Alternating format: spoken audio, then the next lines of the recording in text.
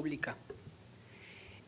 Traigo una propuesta para abordar lo que se relaciona con la educación especial en la Ley General de Educación, que bien pudiera ser una ley fundamental para que ninguna otra ley relacionada con el tema educativo pase sobre de ella, pero más que recitar mi propuesta como la traigo escrita, quiero explicarla para ponerla en contexto y me voy a permitir entregarle el texto a la diputada Adela, puesto que la que envié por correo electrónico, la que traigo enriquecí la que envié por correo electrónico porque la envié y se me estaba terminando el tiempo. Afortunadamente fue aceptada y pues estamos aquí. Comienzo por señalar que la propuesta que genero se desprende de mesas de trabajo con diputados del PT y también se desprende de mesas de análisis y de reflexión que hicimos en conjunto con maestros del CENTE. En este contexto voy a empezar con el primer punto, que tiene que ver con poner en contexto y en situación a la educación especial.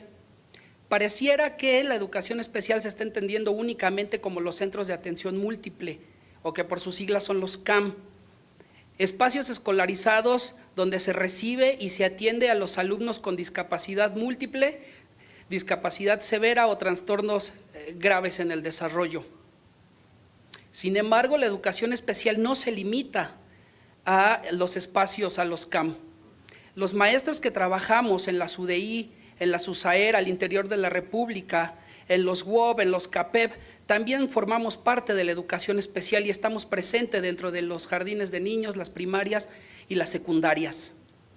En este sentido, la declaratoria de anticonstitucionalidad que realizó la Suprema Corte de Justicia de la Nación el pasado mes de octubre, no considero que no tiene validez, puesto que desde la misma Ley General de Educación, la educación especial está considerada como una modalidad del sistema educativo nacional. La realidad que vivimos en educación especial no dista mucho, la trayectoria de los estudiantes con discapacidad en educación especial no dista mucho a la trayectoria escolar de los estudiantes sin discapacidad. Hay grandes problemas para matricular en educación media superior y peor aún para la educación superior.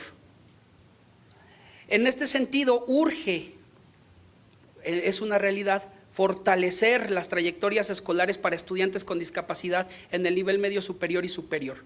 En el nivel medio superior tenemos apenas a los centros de atención a estudiantes con discapacidad CAED que se encuentran en una situación de inestabilidad total. Los maestros no están contratados, trabajan bajo el esquema de educación a distancia, y les acaban de informar que pues probablemente es el primer programa relacionado a la atención de personas con discapacidad que quedará fuera desde esta perspectiva muy mal empleada de la inclusión. El segundo punto que voy a abordar tiene que ver con el cuerpo del texto que está planteado en el artículo 3º constitucional a raíz de la reciente reforma que se realizó. El inciso F de la fracción segunda del párrafo 3º señala que el sistema educativo será inclusivo al tomar en cuenta las diversas capacidades, circunstancias y necesidades de los educandos. Esto me parece perfecto, porque tenemos que reconocer, y teóricos en educación han reconocido, que no solo las personas con discapacidad tienen diferentes necesidades, no solo los estudiantes con discapacidad se encuentran bajo diversas circunstancias, y no solo los estudiantes con discapacidad tienen diferentes capacidades, sino esto es una situación aplicable a la generalidad del estudiantado en la educación mexicana. Después precisa, desde el principio de accesibilidad se realizarán ajustes razonables y se tomarán medidas específicas para reducir o eliminar las barreras para el aprendizaje y la participación. Y cuando ponemos en relación esta parte del artículo 3º con el transitorio 28º nos presenta un gran vacío. El 28º es el que nos señala que la educación especial se aplicará solo en los casos excepcionales en sus distintas modalidades. No tenemos definido qué es la excepcionalidad y que, dicho sea de paso, fue el peor concepto que se pudo haber asociado con la noción de inclusión.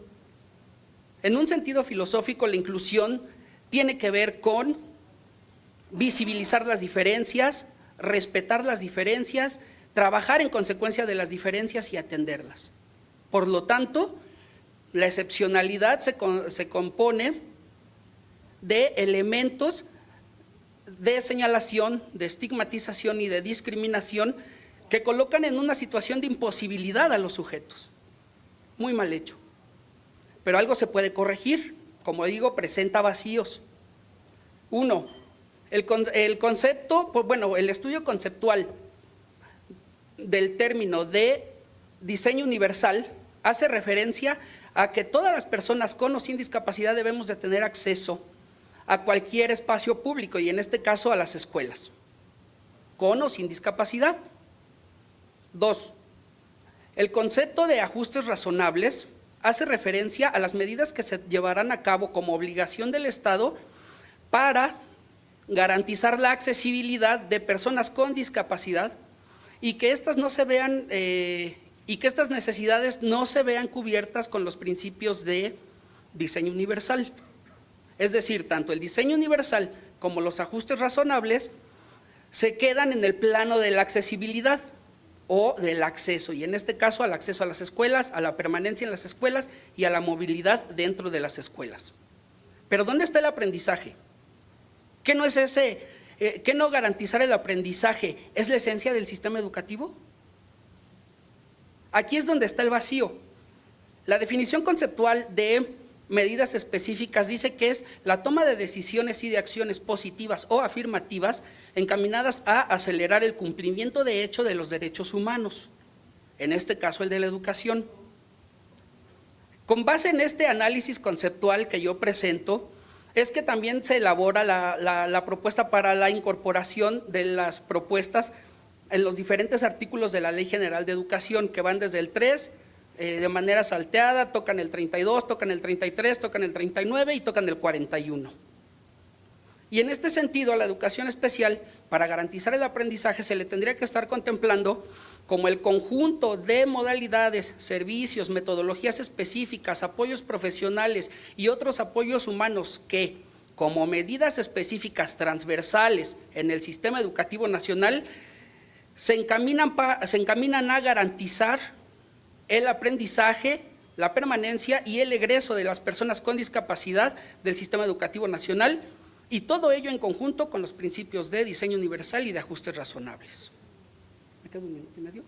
Bueno, cerraré la propuesta de manera más amplia, está en el documento que me permitiré entregar, pero quiero cerrar haciendo el último señalamiento. Desde este espacio quiero invitar al Poder Legislativo para que ponga exhaustiva atención en el actuar en torno al tema de la inclusión de la Secretaría de Educación Pública, pues están cometiendo un tremendo atropello hacia las personas con discapacidad. Por un lado, se pone de bandera la Convención sobre los Derechos para las Personas con Discapacidad, pero por otro lado, no se ha realizado la consulta a las personas con discapacidad, a los maestros con discapacidad y a nuestras familias para la toma de decisiones que son de nuestra competencia, como también lo señala la Convención, como lo señala la Observación General número 4, número 6 y número 7 del Comité de la ONU. El proceso de desmantelación de la educación especial está plagado de irregularidades y de opacidades, pero a la vez resulta claro. No es difícil encontrar la relación de amistad, de compadrazgo, de favores y de otras situaciones que están en torno al secretario Esteban Moctezuma Barragán y su compadre Federico Núñez Perea, presidente de la Red Nacional para Prevenir la Discapacidad, que de manera simbólica nos trae al tiempo presente la época del Holocausto. Porque ¿qué es prevenir la discapacidad sino que eugenesia? Esta situación, en conjunto con una agrupación de 200 organizaciones que se autodenominaron Movimiento 312, presentaron una propuesta para el acceso efectivo a la educación inclusiva en México, y que tiene muchas características interesantes por analizar. 1, la propuesta no es nacional, retoma 10 estados de la República que son predominantemente cargados hacia el norte. Ahí hay una desigualdad económica muy fuerte que se agudiza en los estados del sur y del sureste.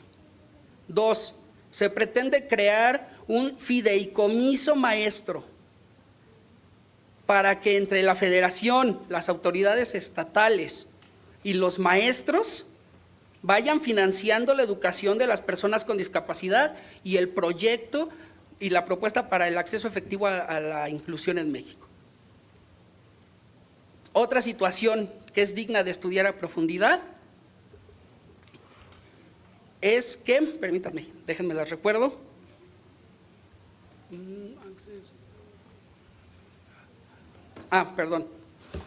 Es que se pretende endeudar al país a través de préstamos internacionales con organismos como el Banco Mundial, la OCDE, el Fondo Monetario Internacional, y todo esto apoyado con la UNESCO, con la intención de fortalecer la propuesta de acceso efectivo a la inclusión en México. ¿Le podemos pedir que vaya finalizando su ponencia, por favor? Claro que sí. Desde este espacio también, aprovechando que está el doctor Luciano Concheiro, que para mí es algo inesperado, pero además conveniente, le señalo que, apelando a su honestidad y a su compromiso con la Cuarta Transformación de México y con el bienestar social, le entregaremos una documentación que esperamos que usted atienda en consecuencia. Del mismo modo, reitero que le entregaré mi propuesta a la diputada de La Piña, la cual fue enriquecida a diferencia de la que entregué por electrónico. Muchas gracias. Muchas gracias. Muchas gracias, maestro Víctor Santos Catalán.